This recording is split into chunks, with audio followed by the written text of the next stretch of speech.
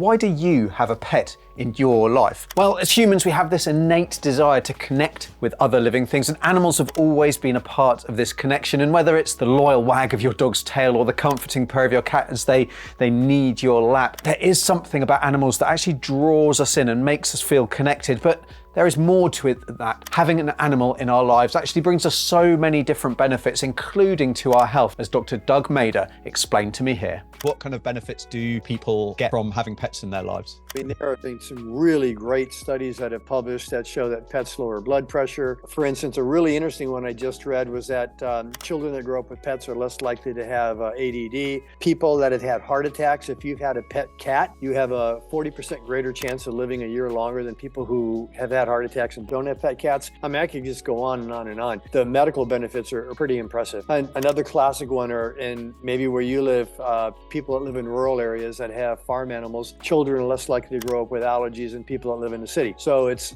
just the benefits that pets bring to humans are just amazing. Is there a negative cost to treating them as family, or believing that they are family, or them being our family? You know, my sister is a marriage, family, and child counselor.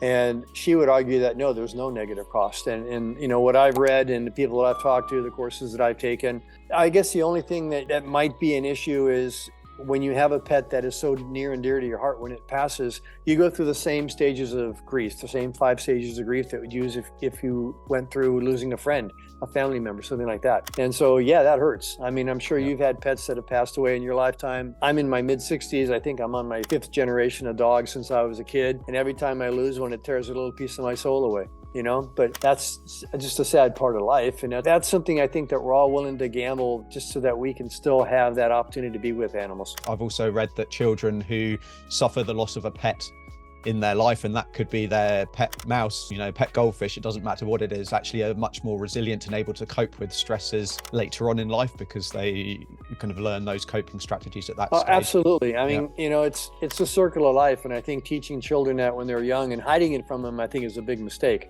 And teaching it when they're young, as bitter of a pill as it may be to swallow, I think it's an extremely important part of growing up and learning, so that when things like that happen as you get older, you're more able to cope with it. Yeah, for sure. I mean, we had a couple of guinea pigs, and we actually lost one of our guinea pigs over the New Year period, and yeah, my daughter was devastated, and to see her going through that was, you know, it was not very nice. But I know that, you know, it's a very valuable lesson for her, and in a way, it was a good reminder for me of the, you know, the value that all creatures, great and small, have in our life. And if you are dealing with a sick pet at home, it's incredibly easy to become overwhelmed, something known as caregiver burden, which you can learn how to avoid by checking out this video linked on screen. So tap on that video. But until the next time, I'm veterinarian Dr. Alex. This is Our Pets Health, because they're family.